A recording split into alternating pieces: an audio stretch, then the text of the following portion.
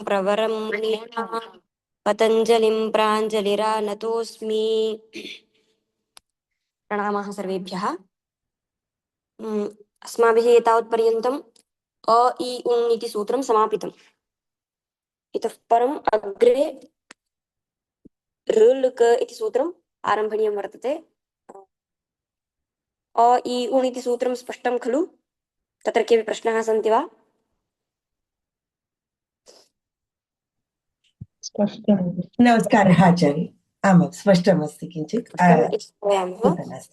तर्हि अग्रे गच्छामः। इदानीं ऋ लृक् इति अग्रिमं सूत्रं। तत्र ऋ लृक् इति सूत्रे पश्यन्तु, आदौ तु शब्दानुशासनं क्रियमाणं वर्तते। शब्दानुशासनं प्रति शब्दानुशासने प्रयुज्यमानः यः शब्दः भवति सः एव विषयः भवति। शब्दानुशासनं प्रति शब्दः एव विषयः, एवं वा? तस्य विषये अस्माभिः चिन्तनं क्रियते इति कृत्वा शब्दानामेव अनुशासनं क्रियते इत्यतः अनुशासनं प्रति विषयः भवति शब्दः। सम्यक् वा? प्रकृते इदानीं ऋ लृक् इति सूत्रे ऋकार लृकार इत्यनयोः उपदेशः किमर्थं कृतः वर्तते इति चिन्तनं क्रियते। ऋ लृक् इति सूत्रे अर्थात् माहेश्वरसूत्रेषु अ इ उन् इत्यादि वर्णाः उपदिष्टाः सन्ति। तर्हि तत्र ऋ लृक् इति सूत्रे लकारः अपि उपदिष्टः वर्तते। तर्हि सः लकारः किमर्थम् उपदिष्टः इति विचारः क्रियते आदौ। अवगतं वा? कः विचारः क्रियते इति? लकारस्य उपदेशः किमर्थं कृतः वर्तते तत्र अ इ उ इति सूत्रे लकारोपदेशः किमर्थं कर्तव्यः इति प्रश्नः। अवगतं वा? आमाचार्य अवगतम्। पश्यन्तु, एकः धातुः वर्तते, कृपुसामर्थ्ये इति एकः धातुः अस्ति। कृपुसामर्थ्ये इति तत्र कृपोरोलः इत्यनेन सूत्रेण लत्वे कृते क्लृप् इति तत्र इति सिद्धं भवति। तर्हि क्लृपिस्थः एकः एव लृकारः यः वर्तते, ऋलृक् इत्यत्र यः लकारः वर्तते, सः लकारः एकत्रैव श्रूयते। कुत्र? क्लृप् इत्यत्र। क्लृप् इत्यत्र एकः एव प्रयोगविषयः वर्तते लकारस्य इति कृत्वा इदानीं लकारस्य उपदेशः किमर्थं कर्तव्यः इति पृष्टं वर्तते। अतः तत्र उत्तरं दीयते। किमिति? क्लुप् इति धातुः वर्तते, तर्हि तत्र लकारः श्रूयमाणः अस्ति, प्रयोगविषयः वर्तते इत्यतः तस्य अनुशासनं कर्तव्यम्। सम्यक् वा? अतः किं क्रियते? लकारोपदेशः क्रियते। किमाक्षिप्तं तैः? लकारोपदेशः किमर्थः? कुतः लकारस्य उपदेशः कर्तव्यः इति पृष्टे सति उत्तरं दीयते। किमिति? लिपिस्थः लकारः वर्तते प्रयोगविषयः, अतः तस्य अनुशासनं कर्तव्यं खलु। अतः किं क्रियते? लकारोपदेशः क्रियते इति वदामः। अवगम्यमानं वा? पश्यन्तु, पङ्क्तिं पठामि। ऋलृक् लकारप्रयोजनाधिकरणं, तत्र आक्षेपः आदौ। अथ लकारोपदेशः किमर्थः? किमर्थं लकारस्य उपदेशः कर्तव्यः इति आक्षेपः। तदुपरि इदानीम् अस्तु, इदं भवतु, मया उक्तं सत्यम्। अग्रे इतोपि एकम् आक्षेपबाधकं भाष्यं पठामि। तत् इदानीं भवद्भिः आक्षेपः कृतः लकारोपदेशः किमर्थं कर्तव्यः इति खलु। तद् बाधनार्थम् अग्रे उच्यते। किमर्थम् एवं विशेषेण पृच्छन्ति भवन्तः? अन्येषां वर्णानां विषये तु न पृष्टम्। अन्येषां वर्णानां विषये एवं न पृष्टं वर्तते। लकारस्य उपदेशः किमर्थं क्रियते इति विशेषेण किमर्थं पृच्छन्तः सन्ति भवन्तः? अन्येषां वर्णानां यत् प्रयोजनं तदेव लकारस्यापि प्रयोजनं भवितुमर्हति। किमर्थं विशेषेण लकारोपदेशः किमर्थं क्रियते इति कुतः आक्षेपः क्रियमाणः भवद्भिः? किं विशेषेण लकारोपदेशश्चोद्यते न पुनः अन्येषामपि वर्णानाम् उपदेशश्चोद्येत। वर्णानाम् उपदेशः किमर्थं कृतः इति चेत् अस्माभिः पूर्वं प्रथमानीके चिन्तनं कृतं वर्तते, शास्त्रप्रवृत्त्यर्थं वर्णानाम् उपदेशः क्रियते इति। तर्हि शास्त्रप्रवृत्त्यर्थः वर्णानाम् उपदेशः इति यत् प्रयोजनम् उक्तं, सर्वेषां वर्णानां प्रयोजनं यदुक्तं तदेव अत्र लकारस्यापि प्रयोजनं भवितुमर्हति। तर्हि कुतः इदानीं भवता विशेषेण पृच्छ्यते लकारस्य उपदेशः किमर्थं क्रियते इति? भवता किमर्थं विशेषेण पृच्छ्यमानं तत्र? अवगतं वा? लकारस्य उपदेशः तत्र अन्येषामपि वर्णानां यत् प्रयोजनम् उक्तं तदेव अस्यापि भवितुमर्हति। तर्हि विशेषेण कुतः एवम् आक्षेपः क्रियते इति प्रश्नस्य आशयः तत्र वर्तते। इदानीं पश्यन्तु, किं विशेषेण ऋकारोपदेशश्चोद्यते न पुनः अन्येषामपि वर्णानाम् उपदेशश्चोद्येत इति अतः उक्तम्। अवगतं वा? यदि किञ्चित् अन्येषामपि वर्णानाम् उपदेशे प्रयोजनमस्ति, लकारोपदेशस्यापि तद् भवितुमर्हति। कः वा विशेषः इति अग्रे अतः उक्तम्। अवगम्यमानं वा? अवगम्यते। अवगतं वा? किं किमपि पृष्टं वा? अवगतम् आम् आचार्य, अवगतम्। अवगतम् अवगतम्। अस्तु वा? अतः अग्रे पुनः एतत् इदानीम् आक्षेपबाधकं यद् भाष्यमुक्तं तत्र तदुपरि पुनः आक्षेपसाधकं भाष्यम् उच्यते। अस्ति कश्चन तत्र विशेषः। लकारोपदेशस्य पुनश्च अन्येषां वर्णानां विषये कुतः न पृष्टं? यदन्येषां वर्णानां प्रयोजनं तदेव लकारस्य भवितुमर्हति खलु।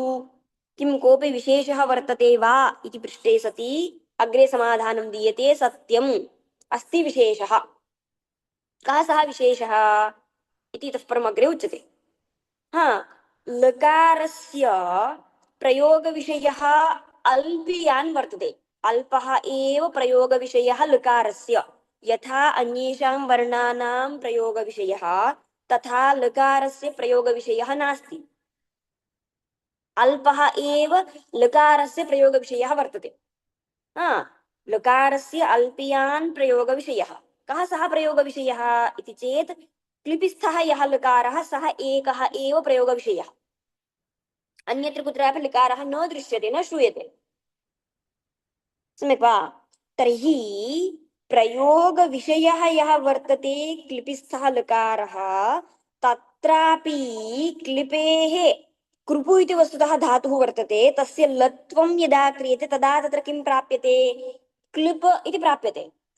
परन्तु यदा अस्माभिः तत्र किञ्चित् कार्यं क्रियते, अत्सम्बन्धि कार्ये कर्तव्ये कृपोरोलः इत्यनेन सूत्रेण यत् तत्र इदानीम् अस्माभिः ऋकारस्य स्थाने लत्वं कृतं तद् लत्वम् असिद्धं भवति। पश्यन्तु, धातुः कृपुसामर्थ्ये इति वर्तते। तत्र यदा कृपोरोलः इत्यनेन सूत्रेण लत्वं क्रियते, ऋकारस्य एकदेशः यः रेफः तस्य लत्वे कृते क्लुप् इति सम्पद्यते धातुः। इदानीं तर्हि अयं यः लकारः वर्तते सः प्रयोगविषयः इदानीं। सम्यक् वा? परन्तु यदा अस्माभिः अच् निमित्तकं कार्यं क्रियते तत्र तदा अच् निमित्ते कार्ये कर्तव्ये तु कृपोरोलः इत्यनेन सूत्रेण यद् लत्वं कृतम् अस्माभिः तद् असिद्धं भवति।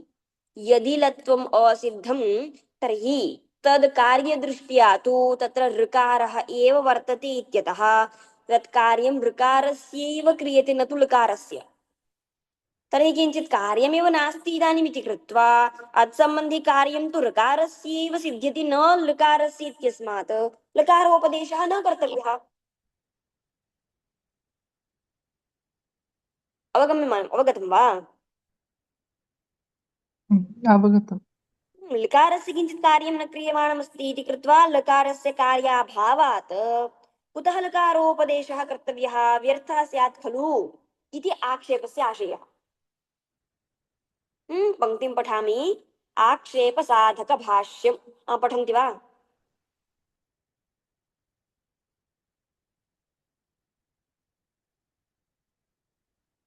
पठितुमर्हन्ति।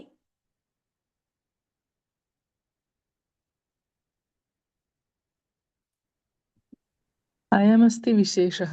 अस्य हि लकारस्य अल्पीयांश्चैव प्रयोगविषयः। यश्चापि प्रयोगविषयः सोऽपि क्लिपिस्थस्य क्लिपेश्च लत्वमसिद्धम्। तस्य असिद्धत्वाद् ऋकारस्य एव अच्कार्याणि भविष्यन्ति नार्थलकारोपदेशेन। स्पष्टम्?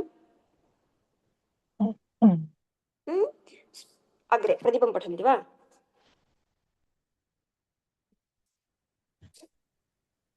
ऋलुक् अल्पीयानिति ऋकारापेक्षः प्रकर्षः।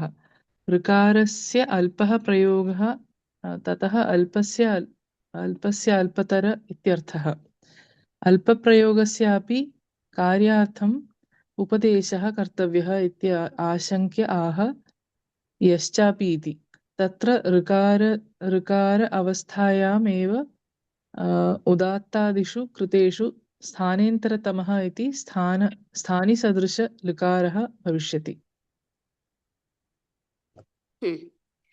पश्यन्तु, इदानीं किं प्रतिपकारः वदन्नस्ति इत्युक्ते ऋकारस्य तत्र इदानीं किम् उक्तमस्ति?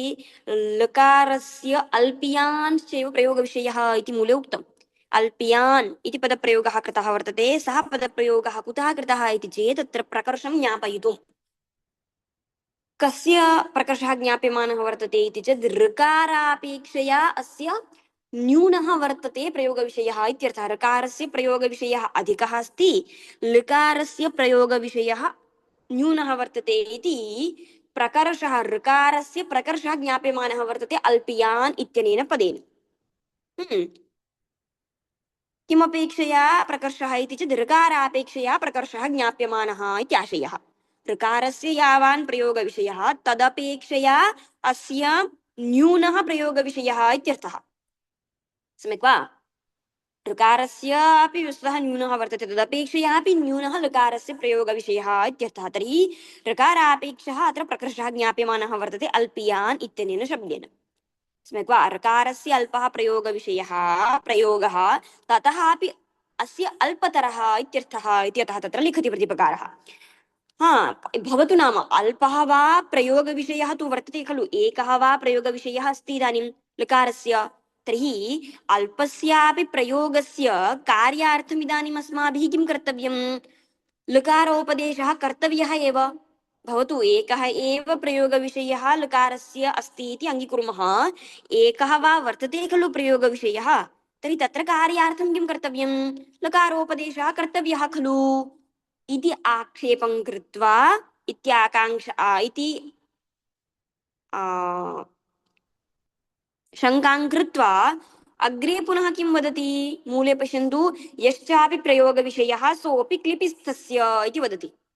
अर्थात् एकः एव प्रयोगविषयः वर्तते, सः कः प्रयोगविषयः इति चेत् क्लिपिस्थः यः लकारः सः एव प्रयोगस्य विषयः।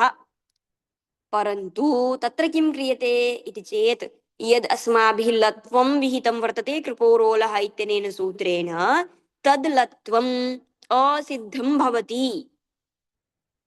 सम्यक् वा? तत्र अल्पियान् इत्यत्र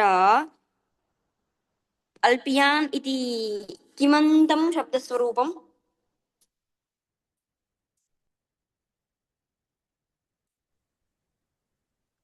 तत् आचार्य तत् तत् इयसुन् प्रत्ययः अस्ति वा?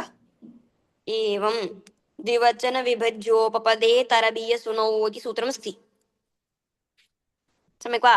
तर्हि प्रकर्षद्योतनाय अल्पियान् इत्यत्र द्विवचन विभज्योपपदे तरबीयसुनौ इत्यनेन सूत्रेण ईयसुन् प्रत्ययः विधीयते। अस्तु वा? भवतु। अग्रे तत्र इदानीं तर्हि ऋकारावस्थायामेव अस्माभिः उदात्तादि यद् अच् सम्बन्धि कार्यं वर्तते तत् कार्यं तु कदा क्रियते ऋकारावस्थायामेव क्रियते ऋकारस्य स्थाने कृपोरोलः इत्यनेन सूत्रेण यद् लत्वं विहितं तद् लत्वम् असिद्धं वर्तते इति कृत्वा कार्यं तावत् ऋकारस्य स्थाने एव भवति न तु लकारस्य स्पष्टं वा तर्हि यः प्रयोगविषयः वर्तते सः अपि इदानीं नास्ति इत्यर्थः जातः यतः अस्माभिः कार्यं तु लकारस्य न क्रियते कार्यं तु ऋकारस्य एव क्रियते सम्यक् वा तर्हि कार्यं तावद् लकारस्य नास्ति इति कृत्वा पुनः किमर्थं लकारोपदेशः कर्तव्यः इति आक्षेपः स्पष्टम् आम् स्पष्टम्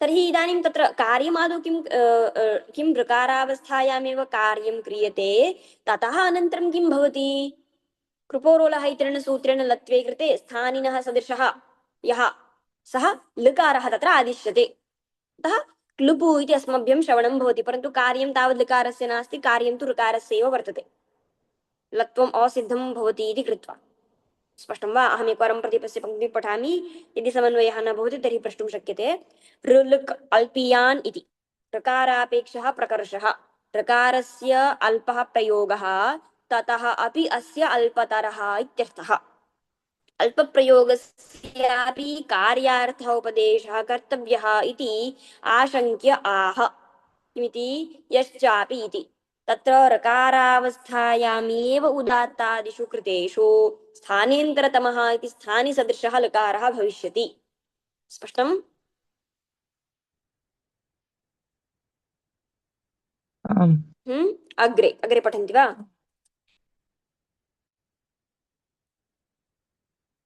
तर्हि इदानीम् आक्षेपः वर्तते कः आक्षेपः लकारोपदेशः किमर्थं कर्तव्यः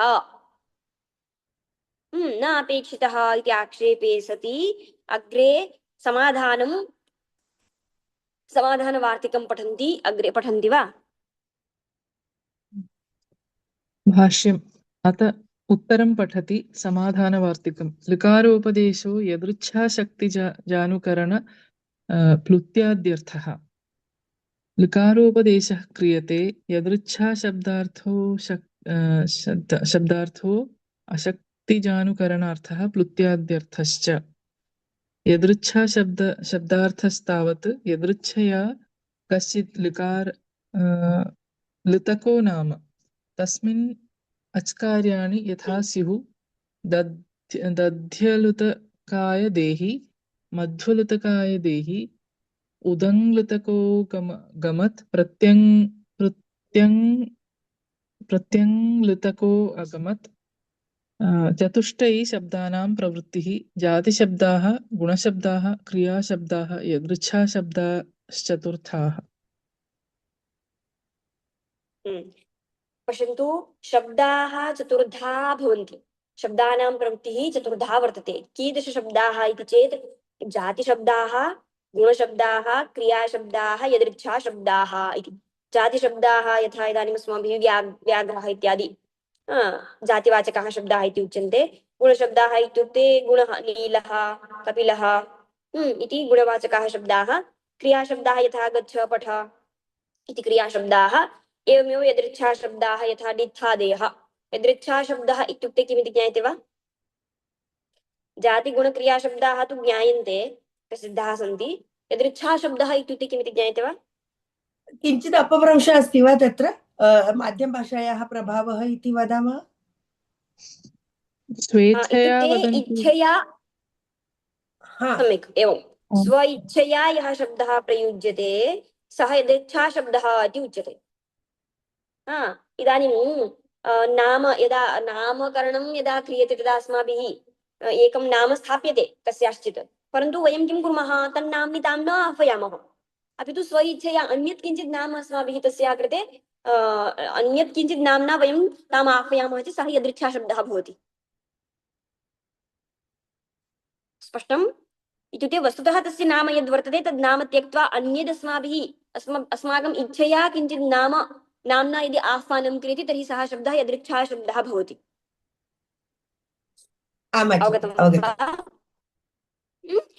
तर्हि एवं शब्दाः चतुर्धा वर्तन्ते जातिशब्दाः गुणशब्दाः क्रियाशब्दाः पुनश्च यदृच्छाशब्दाः इति इदं स्पष्टं वा अग्रे इदानीं पश्यन्तु तैः आक्षेपः कः कृतः वर्तते इत्युक्ते लकारोपदेशः किमर्थं कर्तव्यः प्रयोजनं किमपि नास्ति खलु तर्हि किमर्थं लकारोपदेशः कर्तव्यः इति आक्षेपे कृते वार्तिकं वदन्तः सन्ति लकारोपदेशः यदृच्छा अशक्तिजानुकरणप्लुत्याद्यर्थः लकारस्य उपदेशः कर्तव्यः किमर्थं यदृच्छा शब्दाः वर्तन्ते तर्हि यदृच्छा शब्देषु यत्र लकारः श्रूयते तत्र किञ्चित् कार्यं भवतु इति धिया किम् इति कृत्वा किं कर्तव्यं वर्तते लकारोपदेशः कर्तव्यः पुनश्च अशक्तिजानुकरणार्थम् इति द्वितीयं प्रयोजनं तृतीयं प्रयोजनं प्लुत्याद्यर्थम् यदृच्छा शब्दः नाम कः इति ज्ञातम् अशक्तिजानुकरणं नाम किमिति अग्रे उच्यते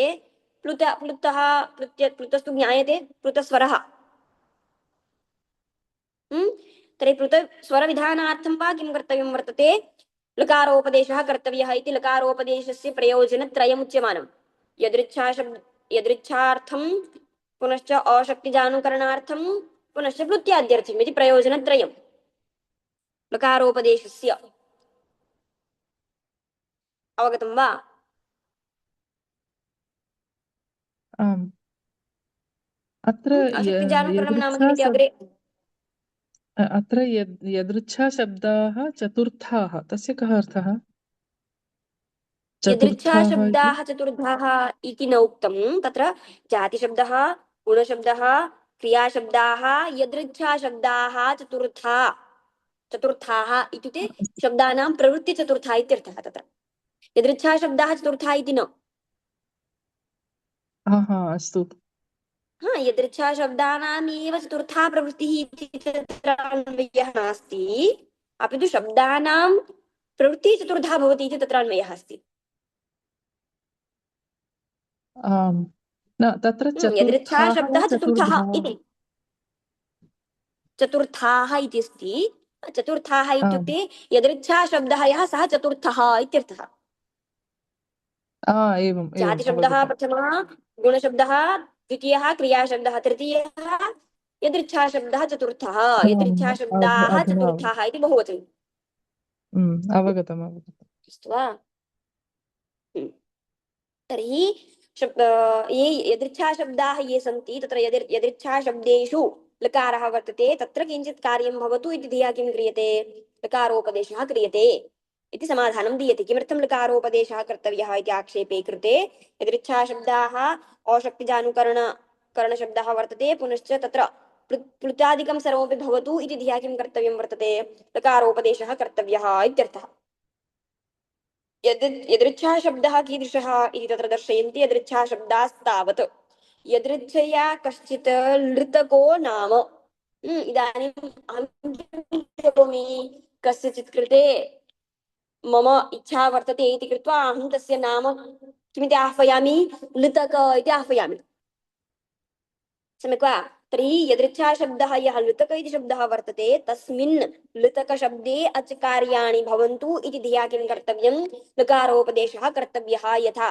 दधि लृतकाय देहि इति वर्तते किं दधि लृतकाय देहि इत्यवस्थायां तत्र इको यणचि इत्यनेन सूत्रेण लकारस्य स्थाने यणादेशे कृते दध्यलुतकाय देहि इति सिद्ध्यति तर्हि इको यणचि इति सूत्रेण यदि तत्र कार्यं नाम यणादेशः कर्तव्यः तर्हि लकारस्य उपदेशः यदि अच्वर्णेषु वर्तते तर्हि केवलम् अच्परकत्वं प्राप्यते तदा एव यणादेशः तत्र सिद्ध्यति सम्यक् वा स्पष्टम् एवमेव स्पष्टम् मधुलतकाय देहि इत्यत्रापि समानम् इतोपि एकम् उक्तम् उदङ्लृतको अगमत् तत्र किं कार्यं जातमस्ति इति वक्तुं शक्यते वा उदङ्लृतकः अगमत् इति वर्तते उदङ्लृतको अगमत् इति किं कार्यं जातम्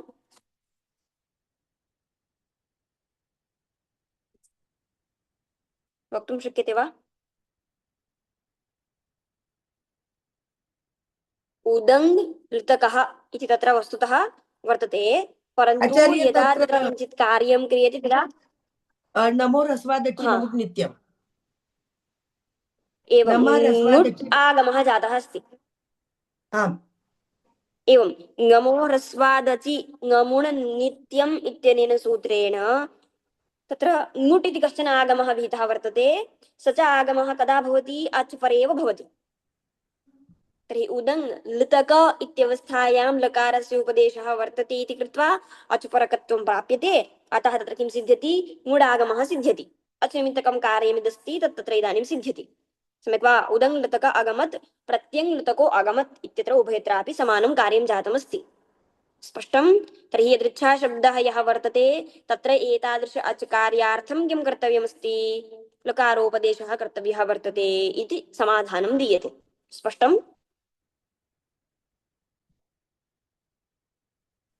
स्पष्टम्। एतावत् स्पष्टं वा? अस्तु, अहमेकवारं मूलपङ्क्तिं पठामि। लकारोपदेशः अशक्तिजानुकरणप्रत्याद्यर्थः।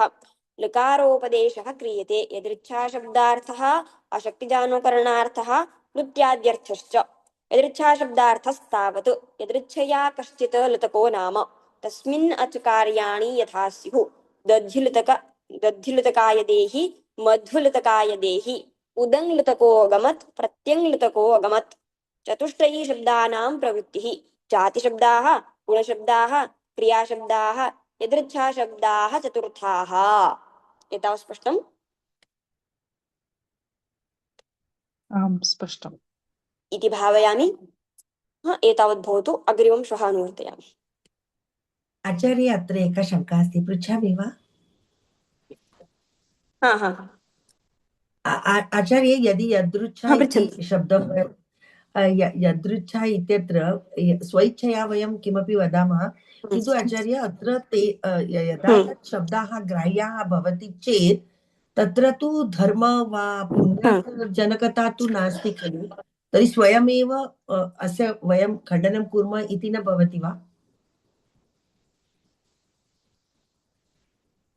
अग्रे यदृच्छाशब्दाः सन्ति वा न वा इति आदौ विचारः क्रियते।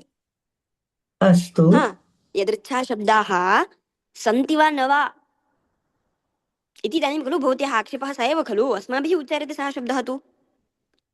अस्तु अस्माभिः उच्चारितः इति कृत्वा तत्र किञ्चित् कार्यं क्रियते चेदपि तेन धर्मादि उत्पत्तिः नास्ति इति खलु भवत्याः आक्षेपः।